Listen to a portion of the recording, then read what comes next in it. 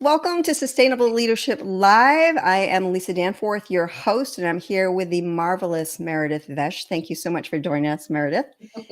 Thanks. And she is Thanks just for back from a trip asking. to Italy and Florida. And she lives in California. So It's a little early, but I'm really happy to be here. I'm super excited. Today, we're going to be talking about energy and really, are we investing it? Are we spending it? And how it impacts everything that we do and our success as well. But before we jump in, I do want to share just a little bit about Meredith and why I'm so excited to have her here. Meredith is a clarity coach and the CEO of PauseBox. Love that word. Meredith Vaish is a recovering overdoer. Anyone else here that way? Whose own burnout forced her to quit a 16-year career at Stanford University. And upon leaving, she embarked on a year-long soul sabbatical where she discovered that pause isn't the absence of doing, it is the most powerful doing there is. Meredith is passionate about helping women entrepreneurs and business leaders master their energy in order to create clarity and momentum in their life and in their business. So welcome, Meredith. I can't tell you how excited I am to have you here. Happy to be here. Thank you, Lisa. All right, let's jump right in because 16 years at Stanford and you just decided to, step away. Can we talk a little bit about your journey first and what brought you through here? Yeah. So I was a Silicon Valley, high powered. It's just in the air here. You just overdo things. It's a natural tendency. And I had actually jumped from technology to Stanford to quote, take it easy. Turns out I was the same person no matter where I was. I was incredibly high strung, very perfectionist, always in that heroic mode of like, okay, I'll save the day, give it to me, I'll get it done, it'll be perfect. I won't let you down. In that energy, I call it the hustle energy. It paid off. I was promoted, I was bonused, I was seen as a great contributor. But after 16 years, I had gotten this tech job or tech project that I had sponsored. We were working with consultants. Now, consultants, I think I have hustle. They got hustle because they have to, pay by the bill by the hour. And it was just this extra stress that had me working around the clock too. And I had noticed that my body was kind of cranky, my neck wasn't really working well, and I was getting a little numb in my hand. But I was like, I'll push through it. It's not a real, we're not real injury. I'm not bleeding. It'll be fine. Well, one morning I woke up and I could not use the hand. It would not, there was no strength. I couldn't grab a fork. I couldn't turn a doorknob. The whole wrist decided to shut down. And so, of course, that's a pretty straight message, right? But see, I didn't get it. I was like, I got this hand. I'll just work with this side. So I get to work and let my HR director know, and she's like, "Oh, this is bad. You gotta stop." And I'm like, "No, I'm in the middle of this project. I don't want to let people down." Like the loyalty and the fierceness that I had to getting the job done overrid any concern that I had for my own health or my own wellness. And she had to like throw down the, no, legally, you need to stop. And I was like, okay. But I was so, I was really shamed, right? Like I just felt such shame for, first of all, thinking people are going to think I'm lazy, right? Like they're not going to see that this is a real problem, because repetitive stress injury, it's like, isn't that in your head? I don't know. Like people are kind of hardcore and they're like, well, you're just kind of leaving us in the lurch. So I had to deal with a ton of my own proving energy around always being there for people and always, making things happen. And when they put me into a kind of a recovery program where they had me see an acupuncturist, I had never been to an acupuncturist. Oh, they're fabulous. Right? Yes. Well, I thought I was really worried about the needles because that seemed like the obvious thing to be concerned about. And she had me down on the Forget the whole right side that's numb. It's the but the needles. So she puts the needles in. She sets me down. I've got my head, face down in the little donut. And she's like, "Okay, I'll be back in 20 minutes." And I'm like, what? Like that was terrifying. I have to be here, not move, not do nothing for 20 minutes.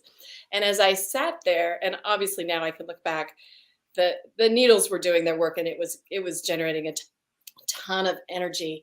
But I started to sob and I started to just grieve. What had I done to myself? I had abandoned myself in service to this work that I thought was so crucial.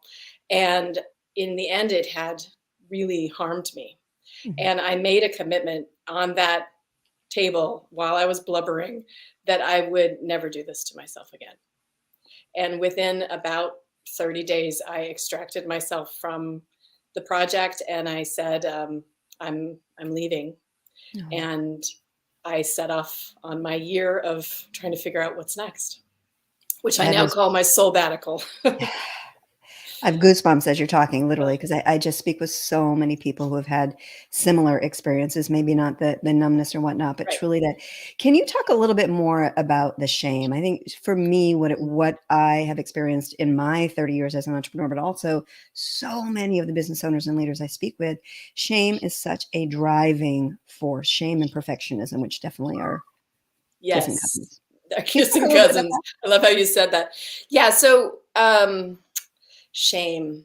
I think in my world, when I look at the hustle side of energy, and let's just be clear, the other side of energy can be golden, right? So there's Mhm. hustle and golden, and when we're in hustle, the motivation is this pleasing, proving, and perfectionism. When we can't prove ourselves, there is a deep shame, right? When we can't prove our value, when we can't point to something that makes us worthy on the outside, we have this intense shame. And I think for the doers in the world, the improvers and the movers and shakers, there has to be a time when we take from, instead of looking outside of what are we doing and what are we creating outside of ourselves, there has to be a turn in time that says, Mhm. I'm enough. I deserve love. I deserve to honor myself. I hadn't realized I had abandoned myself. I felt like I was doing the right thing. I was making so many people happy. I was on the right track, but I had really not honored myself for such a long time. I find that that's often it's slowly and then suddenly. Ooh, yeah. Slowly, slowly, slowly, slowly, and then all of a sudden it just is, and Pop. it's right, so Yeah. it becomes the norm. Any abuse slowly over time becomes the norm even for Yes, ourselves. exactly. Yeah, it was a wake-up call, and my body just said, "Mm-mm, figure out another way. You're not allowed to hurt me anymore. You've got to find another way." So as I took that year off, which I had to negotiate because it meant no income, Mhm. um, I realized I had a ton of recovery to do. Right. So when you're that burned out, you do need to take some time of just absolute do nothing. But even me, I don't do nothing. Even when I'm doing nothing, I'm not doing nothing. So there's always something that I'm doing. So that year was really about rest, and it was about pursuing things that just tickled me, like I was curious about. So that was the intuition, right? I was just tickled by intuition. I wanted to learn all about it. I wanted to Mhm. work with my dreams. I wanted to do a lot of free writing. So I was just immersed in my own conversation. And I think that was what my sabbatical was about, was finding out what mattered to me. I had a lot of skills for that. I didn't realize I had developed skills for that all along in my life. And so they Mhm. were there for me as I took my sabbatical. I don't recommend anyone jump into a sabbatical without structure and support. I think Yeah. those are two things that will help you, not think you're going crazy. Because it's a powerful time, and not having any expectations of you can be a real burden. Absolutely. We need to be, productive in our downtime. Yes, right? That's You're so with me. I get that. Productive I downtime. see you. Yes, emotionally productive, spiritually productive, creatively productive. It's not necessarily the doing and the, striving and the achieving. It's this inner engine that you kind of start to crank into. Yeah. Yeah, we've got the doing down. Yeah. It's the being, who we be in the moment, not Who what we we be. do, which is Yes. so very important. Now, what I'd love to explore a little bit more, if you Yeah. are willing, because I think you and I are both, and many of the people watching, I would imagine, also are doers. Yeah. We have a masculine energy that's Yes. drive, go, do. I got no time for laziness. I remember saying that to my Right. kids. I got nothing for I'm on it. laziness. Yeah.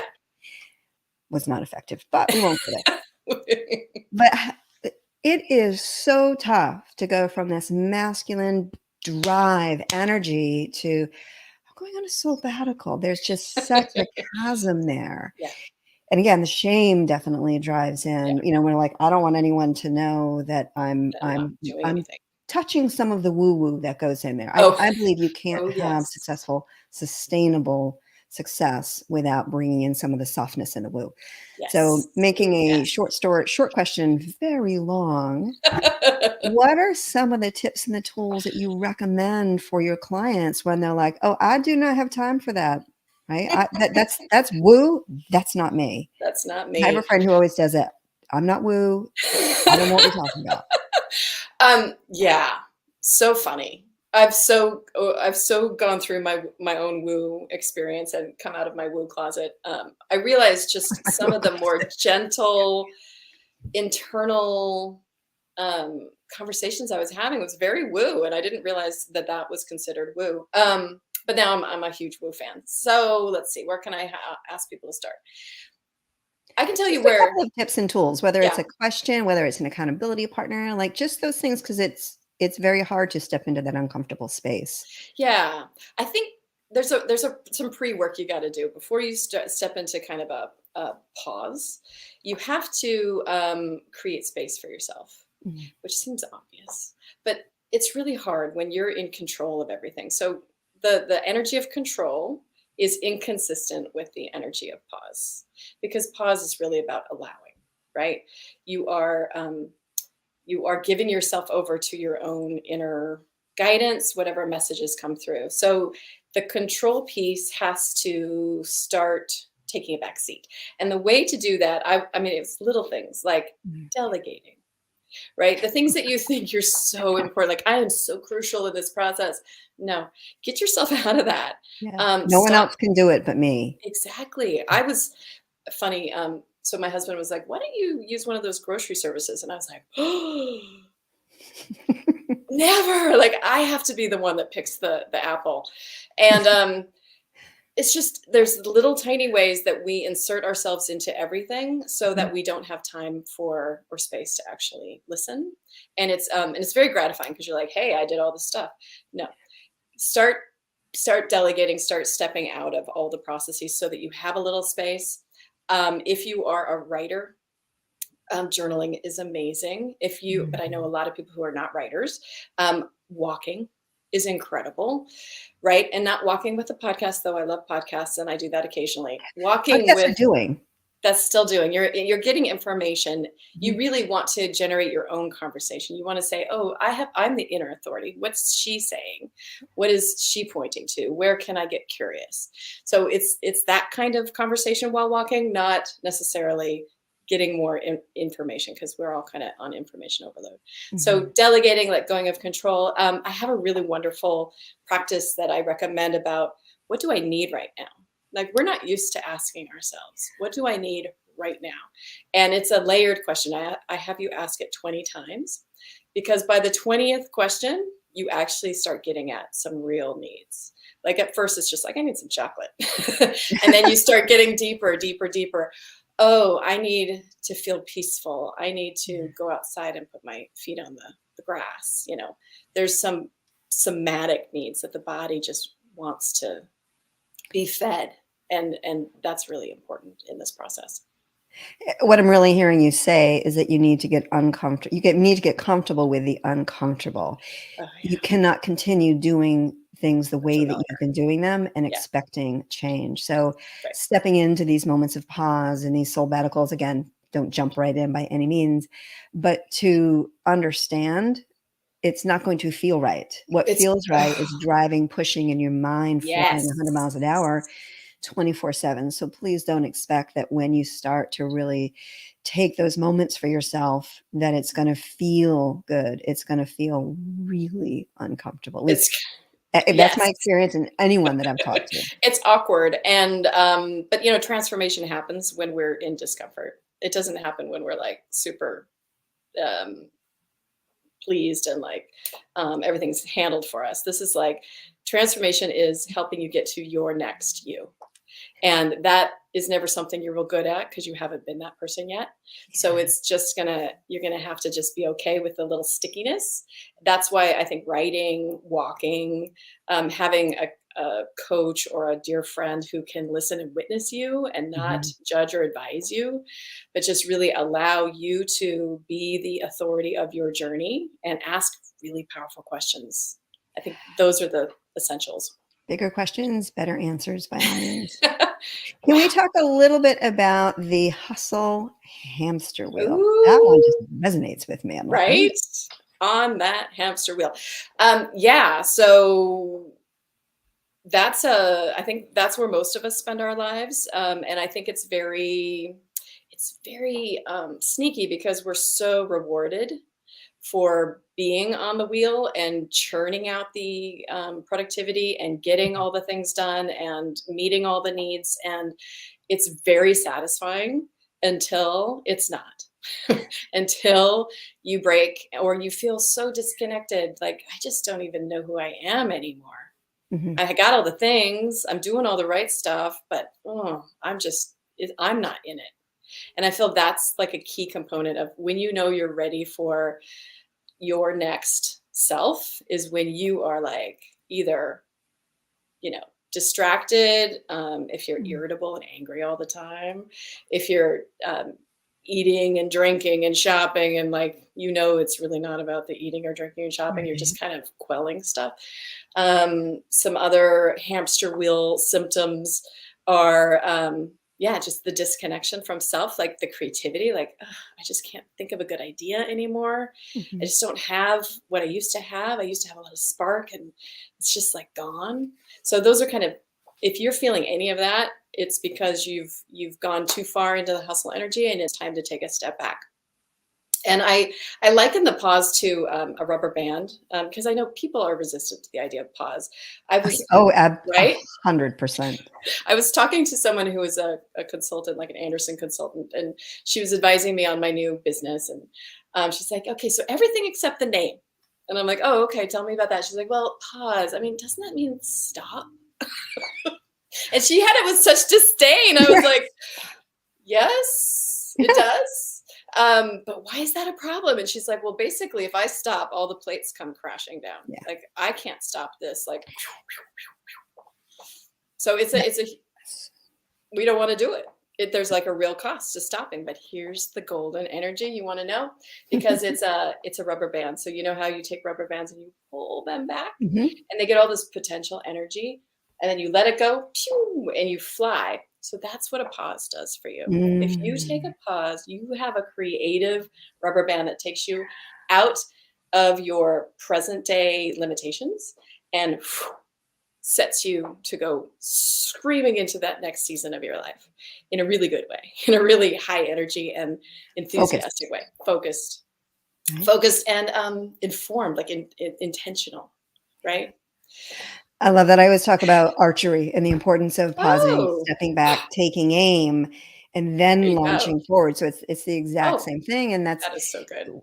I mean, how do you know the life that you wanna live? How do you know what is an opportunity or distraction Yeah. if you're not pausing long enough? And the key is and I'd love to hear insights on this. We're just about at time, believe Oh, it okay. or not. Wow. But, how do we determine what's an distraction and what's an opportunity if we don't take a moment? It doesn't have to be a whole sabbatical. It could No, literally be 30 seconds to go, wait a minute, and connect to our core values. Can and you just talk connect. to that for a minute? Yes, I'm a huge believer in the step back and connect. And I find that if it's not a muscle that you've developed, Mm, it's not gonna give you the clarity that you're looking for. So there is a practice, like that. Nothing comes easily in life. Like you have to kind of work at stuff, especially things that aren't obvious. And so you start developing the muscle of tuning in. And you start with small decisions like, should I do this or this today? And you mhm. check in and you just start hearing what's true for you because our ego is very convincing and it has Loud us and convincing. lots of familiar territory there. So the point for you before, as you look into the kind of integrating pause into your world, it comes moment by moment. And Mhm. as you can kind of consult with yourself, what do I truly need right now? That's such a generative question. What do I truly need? Am I feeling opened by this idea of this, or am I feeling ugh? Like, so ugh means no, and means yes. Like, you'll find your own body cues that will help you make those decisions. Yeah, Beautiful. Thank you. It really can be simple it can be. if we allow it. I think that's the problem is we have such a vision that it is so tough. It's so hard. So I would love to know what habit or skill set has supported you in living and leading a sustainable life? Mm, I love the word sustainable life. Mm. What habit or skill set? I would say, really my spiritual connection. So that's Mm. personal development. That's working with wonderful coaches like you. That's reading inspiring text, listening to amazing podcasts. Like, I'm constantly in conversation with who am I? Who is the next me? And that's probably my most potent practice. That is so beautiful, and we need to pause to listen. Like, that's Yes. the beautiful thing, is it sounded like there was a lot of action, but like you said, Yeah, the bio that I listen. read, being is the most important component. Yes. Yeah. Yes. Well, Listening for thank you. sure. Thank you, thank Thank you. you. This was delightful. So where can people reach out to you? And please, if you reach out to Meredith on LinkedIn, let her know that you were listening to us on LinkedIn Oh, yeah, or love that. Facebook. I'm easy to find at pauseboxco.com. That's my website. I actually have an energy quiz on the site, so you can see what energy you're in: hustle, struggle. We didn't talk about autopilot. That's a whole nother show topic. And then, of course, We can do another golden. one. So, yeah, I'd love to see you there. And then, of course, ping me on LinkedIn, and I'm on Facebook and Instagram, all the usual places, Pausebox Co. Yeah, definitely check her out. Meredith's work is brilliant and it is truly impactful. And again, it can be a bit more simple than we make it, for sure. For sure. Got to get out of our own way. Yeah, Yep. definitely. All right. So next week, May 25th, which I cannot believe that we are almost at the end of May, I have Emily Brower, who is a life and weight loss coach, and she's going to be talking about being the thought leader in our own weight loss, which is super important, I think, especially in today's day and age that we have so much virtual. We're sitting a lot. So please join in next week, 10 a.m. East Coast time, 7 a.m. for you out there on the Pacific Coast. Yeah, exactly. And thank you again. If you're watching live or on the replay, please type in hashtag replay if you are willing. Would love to know that. And have a fabulous day. We will see you next week. Thank you, Meredith. Yay. Thanks, Lisa.